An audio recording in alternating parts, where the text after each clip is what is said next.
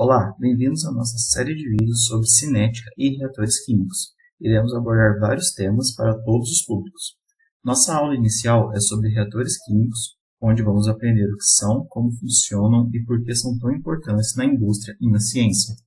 Você já se perguntou como fabricamos medicamentos, combustíveis ou alimentos em grande escala? É aí que entram os reatores químicos. Os reatores químicos são corações dos processos industriais, onde ocorrem as reações químicas que transformam matérias-primas em produtos. Um reator químico é um equipamento onde controlamos as condições para que as reações químicas aconteçam de forma mais eficiente possível. É como uma panela de pressão, onde ingredientes, que seriam os nossos reagentes, se transformam em uma receita, que seria o nosso produto, sob condições específicas de temperatura e pressão. Os reatores químicos também podem ser relacionados a um motor de carro, onde combustíveis são queimados, que seria a nossa reação química, para gerar energia. Bom, então existem basicamente duas classes de reatores, os descontínuos, que é constituído basicamente pelo reator batelada, e os contínuos, que é composto pelos reatores CSTR e PFR. Nós estaremos abordando definição e funcionamento, vantagens, aplicações e limitações de cada reator. Bom, primeiro a gente vai começar então com o reator batelada. No reator batelada, adicionamos todos os reagentes de uma vez, deixamos a reação acontecer e depois retiramos o produto. Então esse método ele é chamado de batelada porque se refere a uma partida de material a ser reproduzido. Ele é um reator de operação descontínua, ele é fácil de controlar e ideal para pequenas quantidades ou processos que precisam de flexibilidade. Uma analogia a um reator batelada seria a produção de geleia. A gente estaria pegando uma panela, estaríamos adicionando ali frutas e açúcar, a gente vai esquentar a nossa panela e depois a gente vai retirar essa geleia. Então, ele é um reator onde as coisas acontecem em lotes. A gente adiciona tudo, reage e depois a gente retira tudo. Bom, então o reator batelada ele é utilizado em processos que requerem versatilidade, como síntese de produtos químicos, produção de fármacos, polimerização e fermentação. Algumas vantagens do reator batelada seria sua flexibilidade. O reator em batelada ele permite a realização de diferentes tipos de reação em um mesmo recipiente, o controle das reações, pois é possível ajustar as condições, temperatura, pressão e concentração conforme necessário, e facilidade de limpeza e manutenção. Como tudo acontece em um único ciclo, a limpeza e a manutenção do reator são mais simples. Mas o reator batelado ele também traz consigo algumas limitações. A principal desvantagem é que após cada ciclo é necessário esvaziar o reator e carregá-lo para a próxima batelada. Isso em escala industrial pode estar atrelado a prejuízos, e isso pode tornar o processo menos eficiente em comparação com reatores contínuos. Bom, aqui a gente tem uma imagem representativa aí do nosso reator batelado. A gente pode ver que ele possui uma entrada e não possui saída, pois todos os reagentes irão entrar, irão reagir e irão ser retirados. A gente também consegue encontrar aqui alguns outros acessos que podem estar atrelados a uma camisa de resfriamento ou aquecimento, a depender do tipo de reação a ser trabalhada, podendo ser exotérmica ou endotérmica. Então aqui pode estar passando um fluido, que pode estar esquentando ou resfriando o meu reator a fim de manter a temperatura da minha reação constante. Bom, agora a gente entra então nos reatores contínuos, que é composto pelo CSTR e pelo PFR. Vamos começar com o CSTR.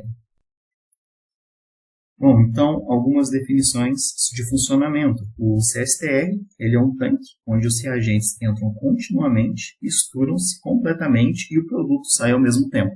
Ele é um reator que opera de forma contínua, ele possui uma concentração uniforme em todo o tanque. A gente considera o CSTR como o reator de mistura perfeita, então a concentração ela é constante em qualquer ponto do meu reator, e ele é utilizado em indústrias para produção em larga escala. Bom, uma analogia para o nosso reator CSTR é que ele é comparável a uma máquina de refrigerante de fast food. Dentro dela há um grande reservatório onde o refrigerante é continuamente misturado. Semelhante a um reator CSTR, a máquina recebe constantemente novos ingredientes, como água e xarope, e os mistura bem. Ao mesmo tempo, ela serve refrigerante pronto para os clientes. No reator CSTR, os reagentes são continuamente adicionados e misturados, enquanto os produtos finais são removidos, mantendo o processo em equilíbrio. Bom, então algumas aplicações do nosso CSTR. Na indústria química, na produção de compostos químicos, como polímeros e produtos petroquímicos, indústria farmacêutica, síntese de medicamentos e ingredientes ativos, biotecnologia, fermentação contínua para a produção de biocombustíveis, enzimas e antibióticos, e até mesmo em tratamento de águas, processos de remoção de contaminantes em água e efluentes. Algumas vantagens do nosso reator CSTR: ele possui então operação contínua, permite produção ininterrupta, aumentando a eficiência e reduzindo o tempo de parada, mistura homogênea, a agitação constante proporciona uma composição uniforme, melhorando a taxa de reação, controle de condições, facilidade em ajustar a temperatura, pressão e pH, otimizando as condições de reação, e escalabilidade. Ele pode ser facilmente dimensionado para grandes volumes, adequado para a produção em larga escala. Bom, então o CSTR traz consigo também algumas limitações. Ele pode ser inadequado para reações muito rápidas, onde o tempo de residência deve ser controlado. Reações exotérmicas, o controle de temperatura pode ser desafiador em reações que geram calor excessivo. Bom, neste caso, é aí que entra também, assim como no batelada, as camisas de resfriamento em torno do meu reator. Complexidade do design requer um projeto cuidadoso para garantir a eficiência da mistura e da homogeneidade. E o custo inicial. A instalação e a operação podem ser mais caras em comparação com reatores em batelado, especialmente em pequena escala. Bom, aqui então a gente tem aí algumas imagens do nosso reator CSTR. Aqui a gente consegue observar ele em larga escala, são vários reatores CSTR, e aqui um reator isolado. Aqui a gente já consegue ver que ele possui dois acessos, sendo um a entrada e a outra a saída.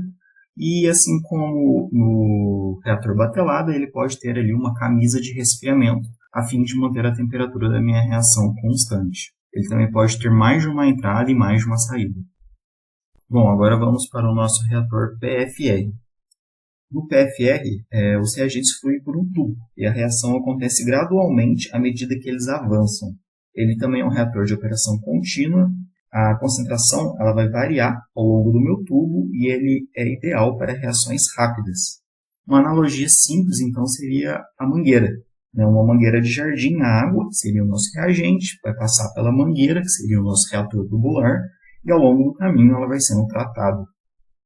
Bom, algumas aplicações aí do nosso PFR: indústria química, que é síntese de produtos químicos, como amônio e metanol, onde as reações em fluxo contínuo são desejadas.